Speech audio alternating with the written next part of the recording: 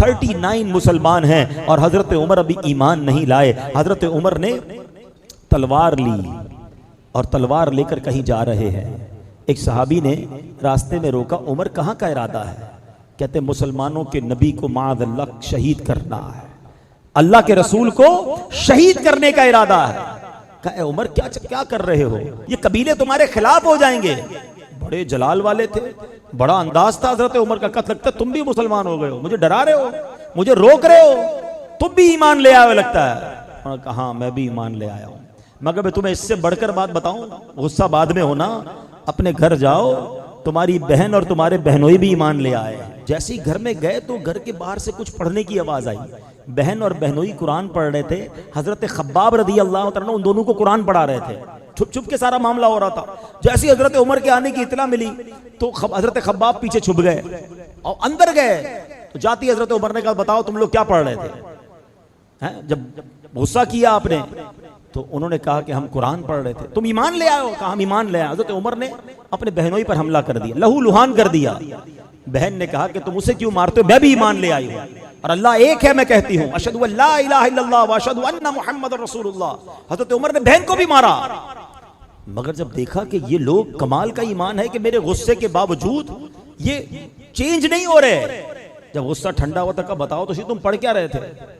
تو بہن بھی کیسی بہن ہے کہ تم اللہ کے کلام کو ایسے نہیں پڑھ سکتے, پہلے تمہیں غسل کرنا ہوگا یا وضو کرنا ہوگا. میرے رب کے کلام کو پاک لوگ ہاتھ لگا سکتے ہیں. اب تلاوت قرآن ہوتی ہے, آئے ہائے قرآن کا ایک ایک لفظ نور بن کر حضرت عمر کے دل میں داخل ہو رہا ہے. اب کیا ہوا؟ کہ مجھے اپنے نبی پاک کے پاس جانا ہے.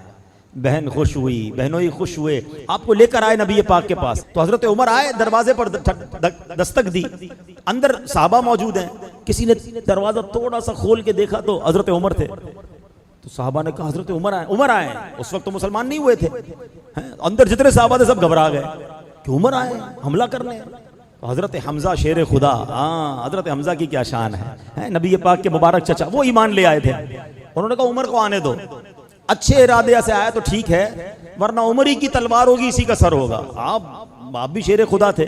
جیسے ہی دروازہ کھولا حضرت عمر سامنے ہے. نبی پاک نے گریبان کے قریب پکڑ لیا. کہ عمر کب تک لڑتے رہو گے, کب ایمان لاؤ گے؟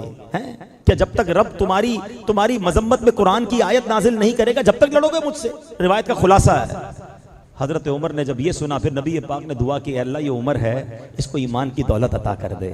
زبان مصطفیٰ سے دعا نکلنی ہے اللہ اکبر. حضرت عمر نے کہا میں گواہی دیتا ہوں اللہ کے سوا کوئی عبادت کے لائق نہیں. اشہدو ان لا الہ الا اللہ واشہدو ان محمدًا عبدہ ورسولہ. اللہ اکبر. جب حضرت عمر ایمان لائے مسلمانوں کو اتنی خوشی ہوئی, سب نے مل کر نعرہ تکبیر ایسا لگایا کہ مکے کے پہاڑ گونج اٹھے. اس نعرے کی یاد میں ہم بھی نعرہ لگاتے, نعرہ تکبیر, نعرہ تکبیر. آئے ہائے ہائے کیا منظر تھا.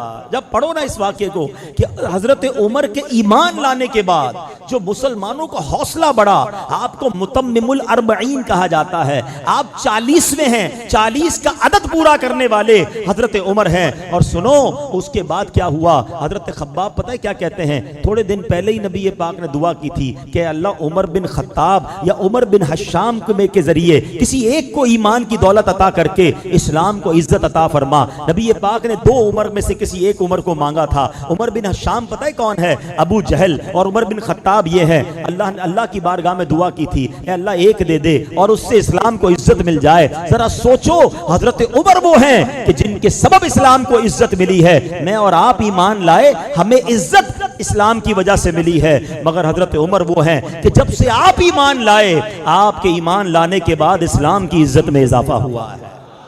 کئی بار سنا ہوگا وہ شعر, اب آؤ اس کا ترجمہ سمجھ آئے گا. نبی پاک بڑے غمزدہ تھے, ان بدبختوں نے بڑا تنگ کیا ہوا تھا اور آقا نے دعا کی تھی اے اللہ عمر کو اسلام کی دولت دے. جب آپ ایمان لائے تو نبی پاک کے دل کو کیسی ٹھنڈک ہوئی. سنو بریلی کے تاجدار لکھتے ہیں ناریوں کا دور تھا دل جل رہا تھا نور کا, ناریوں کا دور تھا دل جل رہا تھا نور کا, تم کو دیکھا ہو گیا ٹھنڈا کلیجہ نور کا.